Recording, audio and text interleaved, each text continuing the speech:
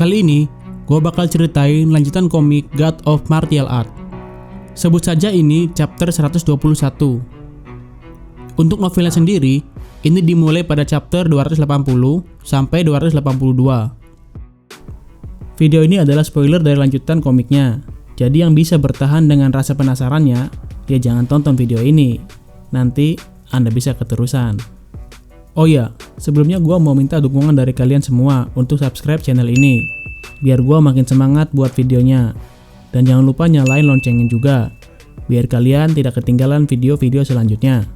Lanjut, saat Lan Jiao pergi, beberapa orang yang melihatnya berkata, wanita yang menggoda, betapa cantiknya. Lalu seorang pria mabuk berjalan ke arahnya dan berkata, cantik sekali. Lan Jiao tersenyum lalu berkata, apakah begitu? Apa kau menginginkannya? Pria mabuk itu dengan semangat berkata, ya saya mau. Lan Jiao kemudian berkata, baiklah, kalian semua perhatikan baik-baik. Segera setelah itu, gaun Lan Jiao meluncur ke bawah. Mereka lekat-lekat menatap Lan Jiao, namun setelah itu, darah segera terciprat ke udara. Dan jeritan yang mengerikan memecahkan kesunyian malam. Semua orang itu sudah mati. Pada saat itu, di kejauhan sekelompok siluet putih yang membawa tandu mendekat. Dengan sangat cepat sampai di depan kerumunan, dan menghilang dalam sekejap mata. Lan Jiao juga ikut menghilang. Di dalam tandu, seorang wanita parubaya berkata, mengapa Jiao Jiao sangat marah? Lan Jiao berkata dengan kesal, Bibi Yun, saranmu bodoh. Lalu Bibi Yun berkata, mengapa? Apakah kau tidak berhasil menggoda dia? Lan Jiao menjawab dan berkata, Bibi Yun, aku tahu kau mengolok-olok aku. Bibi Yun berkata lagi, Jiao Jiao, bukankah kau sudah mempelajari Thousand Evil Illusion? Ditambah dengan tingkat kultivasi dan kecantikanmu, bagaimana kau bisa gagal? Lan Jiao menundukkan kepalanya dan tidak berani menatap Bibi Yun. Lalu ia berkata, bagaimana saya bisa menggunakan Thousand Evil Illusion untuk melawannya? Bibi Yun berkata, begitukah? Tidak heran kau dikalahkan. Lin Feng telah membakar kota, melakukan perjalanan ke negara lain untuk menyelamatkan putri. Tekadnya telah ditempa seperti baja. Jiao Jiao terkejut. Dia sebenarnya telah menggunakan Thousand Evil Illusion, namun dia gagal. Bibi Yun berkata lagi, Jiao Jiao, sudah beberapa hari. Sekarang berita sudah menyebar di antara orang-orang. Harta karun telah terungkap. Setelah pelelangan, kau tidak perlu tinggal di sini lagi. Pelatihanmu akan berakhir. Lan Jiao tampak bingung dan berbisik, kembali. Pada hari kedua di Dream Pavilion, masih ada 10 benda yang akan dijual. Lan Jiao memandang stand tempat Lin Feng berada pada hari sebelumnya, namun Lin Feng tidak datang. Pada saat itu, suara dengan nada marah terdengar. Di mana Lin Feng? Orang itu adalah pria muda yang botak, dan ada luka bakar di kepalanya. Pria itu berkata lagi, Lin Feng, tunjukkan dirimu. Orang-orang di kerumunan berpikir, sepertinya Tu Jiu datang untuk api esensi. Lan Jiao juga melihat Tu Jiu dan berpikir, Lin Feng, apa yang akan kau lakukan kali ini? Lan Jiao kembali ke ruang belakang tempat lelang, dan Bibi Yun berkata, Jiao Jiao, Lin Feng tidak datang untuk mengambil batu yuannya. Kau bisa pergi mengirimkan kepadanya. Lalu Jiao Jiao berkata, baik, akan aku antar. Mari kita lihat bagaimana dia akan menerima aku. Bibi Yuan menjawab dan berkata, Jiao Jiao, kau tidak bisa melanggar aturan Dream Pavilion. Lalu Lan Jiao menjawab, jangan khawatir Bibi Yun, aku hanya akan memberikan dia sedikit kesulitan.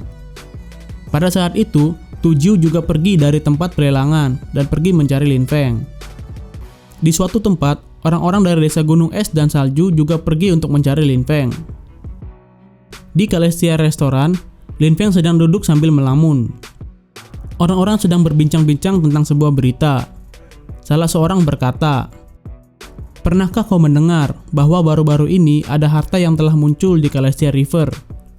Yang lain menjawab, aku juga mendengar itu. Ada harta di sini, tapi tidak ada yang menemukannya. Lin Feng yang mendengar hal itu berbisik, sebuah harta karun? Apakah kuali naga kuno juga termasuk? Saat itu, Lan Jiao tiba dan berkata, Lin Feng, Namun Lin Feng dengan dingin menatap dia. Lan Jiao berkata lagi, "Apakah kau tidak senang melihatku?" Lin Feng menjawab, "Kau memakai lebih banyak pakaian hari ini. Kau tidak ingin menunjukkan kepadaku tubuhmu lagi?" Lan Jiao kesal dan berkata, "Kau?"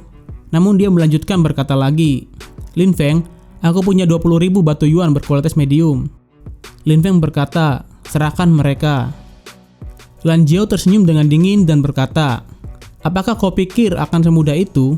Lin Feng mengangkat kepalanya lalu menjawab, "Apakah begitu Dream Pavilion menangani pekerjaan mereka?" Lan Jiao tersenyum lalu berkata, "Ini caraku melakukan sesuatu. Tidak ada hubungannya dengan Dream Pavilion. Jika kau ingin batu yuanmu, kau harus membuatku bahagia." Namun Lin Feng berkata, "Berikan mereka kepadaku." Pada saat itu, energi dingin mengelilingi tubuh Lan Jiao. Lan Jiao menggertakkan giginya dan berkata, "Bagaimana kalau aku tidak memberikannya kepadamu?" Lin Feng berdiri dan berkata, "Jika kau tidak memberikannya?"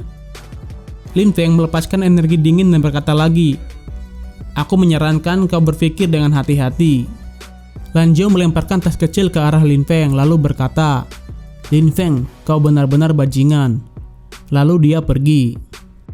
Lan Jiao sangat marah. Dia awalnya datang untuk memperingatkan Lin Feng bahwa Tu Jiu mencarinya. Lan Jiao mengutuk Lin Feng. Dalam hatinya dia berkata, "Aku akan membiarkanmu mati kalau begitu." Namun tiba-tiba dia berhenti dan berbalik. "Aku tidak bisa. Bukankah buruk membiarkan Lin Feng mati?" pikir Lan Jiao. Lalu dia pergi lagi ke arah Kalesia restoran. Saat Lin Feng melihat Lan Jiao, Lin Feng berkata, "Kau kembali. Apa yang kau inginkan?" Lan Jiao menatap Lin Feng dan berkata, "Kau harus segera pergi. Ada seseorang yang akan datang untuk membunuhmu." Lin Feng terkejut. "Membunuhku?" Dia tersenyum dan berkata, "Banyak orang ingin membunuhku." Lan Jiao kembali memperingatkan dan berkata, "Kali ini tidak sama. Ini Tu Jiu. Dia ingin mengambil api esensi binatang buas darimu." Tu Jiu berada di puncak lapisan Lin Qi. Tidak ada lapisan Lin Qi yang bisa melawannya. Jika kau tidak memberikannya, dia akan membunuhmu. Lin Feng berbisik, "Di puncak lapisan Lin Qi, tidak ada seorang pun di lapisan Lin Qi yang bisa melawannya." Ketika Lan Jiao melihat Lin Feng tersenyum dan tetap diam, Lan Jiao berteriak, "Tu Jiu bisa menemukanmu kapan saja. Kau harus pergi secepat mungkin." Lin Feng berpikir, Lan Jiao baik hati untuk kembali dan memperingatkannya. Sepertinya dia salah paham. Lalu Lin Feng berkata, "Maafkan aku." Lan Jiao kemudian berkata sambil mengutuk, "Kau tidak akan bisa melarikan diri, kecuali kau bergegas pergi sekarang, bangsat." Lin Feng menggelengkan kepalanya dan berkata, "Tidak perlu mencoba untuk pergi." Pada saat itu, ada suara berteriak, "Lin Feng, bawa pantatmu ke sini." Lin Feng terkejut, lalu dia keluar dari restoran. Tu Jiu berkata lagi, "Apakah kau Lin Feng?" Lin Feng menjawab, "Benar. Tampaknya kau dan aku bukan musuh kan?" Lalu Tu Jiu berkata, "Memang, kita bukan musuh. Serahkan api esensi, dan aku akan berpura-pura tidak terjadi apa-apa." Kemudian Lin Feng berkata, "Kau ingin api esensi?" Lin Feng berkata lagi, "Aku mendapatkannya dengan membunuh Bingguan. Jika kau menginginkannya, berikan imbalan sesuatu yang lain." Tu Jiu tersenyum dan menjawab, "Apakah kau mencoba bernegosiasi denganku?" Tu Jiu berkata lagi, "Di Celestial River, hampir tidak ada yang bisa melawanku. Aku menyarankan kau memikirkannya, hidupmu atau api esensi." Lin Feng tetap tenang dan berkata, "Semua orang yang mengatakan akan membunuhku, biasanya terbunuh olehku. Misalnya saja Bing Yuan. Jadi sekarang, kau pilih, pergi dari hadapanku atau mati." Tu Jiu yang mendengar Lin Feng tersenyum lalu berkata, "Kau adalah orang pertama dari lapisan Lin Qi yang berani mengancamku. Karena itu kematianmu akan brutal dan menyakitkan." Lalu Tu Jiu berteriak dan tangan kanannya berubah menjadi cakar. Dan dia bergerak ke arah Lin Feng. Lin Feng juga bergerak dan mengeluarkan surplus jiwa. Mereka semua tampak seperti versi yang lebih kecil dari jiwa Lin Feng. Lin Feng kemudian menyerang dengan satu jari. Saat kedua serangan mereka bertabrakan, Lin Feng dan Tu Jiu didorong mundur beberapa langkah.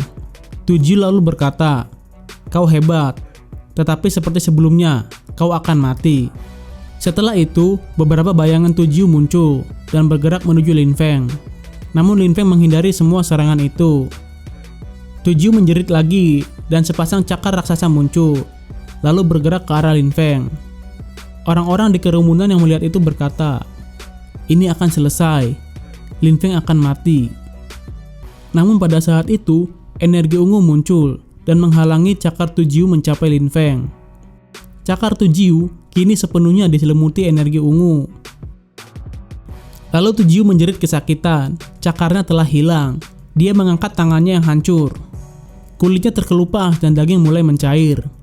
Energi ungu telah melelehkan sebagian tangannya. Orang-orang di kerumunan berpikir, sungguh menakjubkan. Lalu Tu Jiu berteriak, "Aku ingin kau mati." Lin Feng menjawab lalu berkata, "Aku memberimu dua pilihan, untuk pergi atau mati. Tapi kau tidak pergi, sehingga kau harus mati." "Aku akan mati," kata Tu Jiu. Lalu dia berkata lagi, "Aku dapat mengumpulkan Ki Murni. Kita lihat bagaimana kau akan memblokir seranganku berikutnya." Lalu cahaya yang luar biasa berkumpul di sekitar tubuh Tu Jiu. Orang-orang di kerumunan takjub dan berkata, "Itu tidak hanya Ki Murni yang mematikan, ada juga Ki Petir yang murni." Tapi Lin Feng tetap tenang dan berkata, "Kau selalu menyerang terlebih dahulu. Bukankah kita harus bergiliran? Sekarang adalah giliranku." Kerumunan terkejut mendengar kata-kata Lin Feng. Segera setelah itu, Lin Feng mulai berjalan ke arah Tu Jiu. Jantung kerumunan berdebar kencang. Mereka berkata, "Pedang yang terbuat dari Ki Murni." Tu Jiu menciptakan bola petir dan Lin Feng menciptakan pedang. Orang-orang di kerumunan tercengang dan berkata, "Pria yang menakutkan." Lalu Lin Feng berkata, "Dunia ini sangat luas. Siapa yang dapat mengatakan bahwa dia tidak terkalahkan? Terutama ketika hanya menembus lapisan Lin Qi. Kau tidak tahu malu dan tidak tahu apa-apa. Sangat menyedihkan." Lalu Lin Feng berkata lagi, "Aku akan menunjukkan betapa menyedihkannya dirimu, karena berpikir bahwa tidak ada lapisan Lin Qi yang sepadan denganmu." Setelah itu, Lin Feng mengambil langkah dan tiba-tiba pedang yang terbuat dari Ki Murni muncul di depan Tu Jiu. Oke, sampai di sini dulu ceritanya. Jika kalian suka, tinggalkan jejak, like, dan komennya. Tekan tombol subscribe-nya sekarang juga, dan aktifkan loncengnya karena gue bakal segera upload lanjutan ceritanya. Oke, semangat ya. Dadah.